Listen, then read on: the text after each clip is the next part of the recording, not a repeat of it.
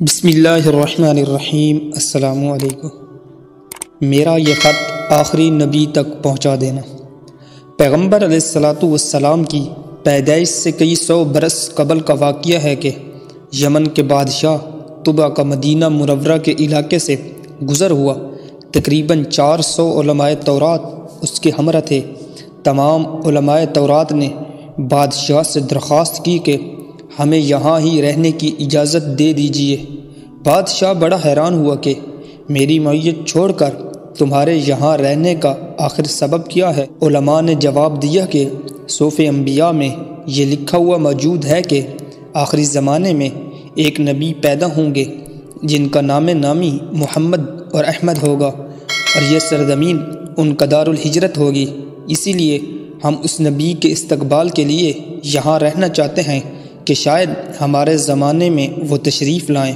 بادشاہ بڑا نیک دل تھا، سب کو وہاں قیام کی اجازت دے دی، بلکہ ہر ایک کو مکان بھی بنا دیا، اور ایک خصوصی 2 منزلہ مکان نبی آخر الزمان حضرت محمد الرسول اللہ صلی اللہ علیہ وسلم کے لیے تیار کروایا کہ جب وہ ہجرت کر کے یہاں تشریف لائیں گے تو اس مکان میں قیام فرمائیں گے۔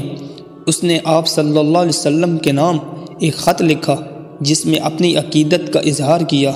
میں گواہی دیتا ہوں کہ محمد مجتبی اور احمد مصطفیٰ صلی اللہ علیہ وسلم خالق کائنات کے رسول ہیں۔ اگر میری عمر نے وفا کی تو میں ضرور ان کا معین اور مددگار بنوں گا، اور ان کے دشمنوں سے جہاد کر کے ان کے دل کو ہر غم سے آزاد کر کے شاد کروں گا۔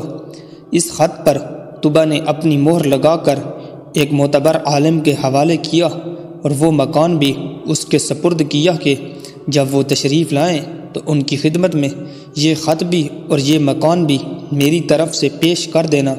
اگر تیری زندگی میں ان کی آمد نہ ہو تو اپنی اولاد کو یہ خط سپرد کر کے یہی وصیت کر دینا۔ حضرت ابو ایوب انصاری رضی اللہ عنہ اسی عالم کی اولاد میں سے ہیں، اور باقی انصار بھی انہی علماء کی اولاد میں سے ہیں۔ حضرت ابو ایوب انصاری جس مکان میں رہتے تھے یہ وہی مکان تھا جو بادشاہ نے آپ صلی اللہ علیہ وسلم کے لیے بنوایا تھا۔ جب آپ ہجرت فرما کر مدینہ منورہ تشریف لائے تو ہر انصاری کی یہ خواہش تھی کہ آپ صلی اللہ علیہ وسلم میرے مہمان بنیں۔ ہر آدمی کوشش کرتا تھا کہ آپ کی اونٹنی کی مہار پکڑ کر اپنے گھر لے جائے۔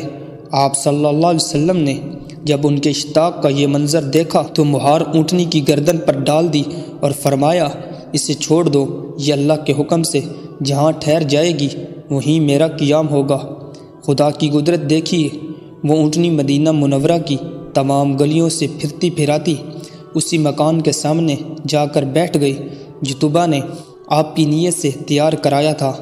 حضرت ابو ایوب انصاری نے لپک کر سامان اٹھایا اور آپ کو گھر لے گئے اور میزبان رسول کہلائے۔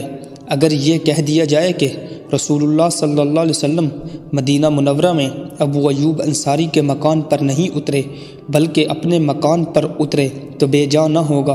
حضرت ابو ایوب انصاری نے آپ صلی اللہ علیہ وسلم سے اصرار کیا کہ آپ بالا خانہ میں قیام فرمائیں، مگر آپ صلی اللہ علیہ وسلم نے بعض مسائل کے پیش نظر نچلے حصے میں رہنا پسند کیا۔ کہا جاتا ہے کہ آپ صلی اللہ علیہ وسلم کی تشریف آوری کے بعد حضرت ابو ایوب انصاری نے وہ خط بھی آپ صلی اللہ علیہ وسلم کی خدمت میں پیش کر دیا تھا۔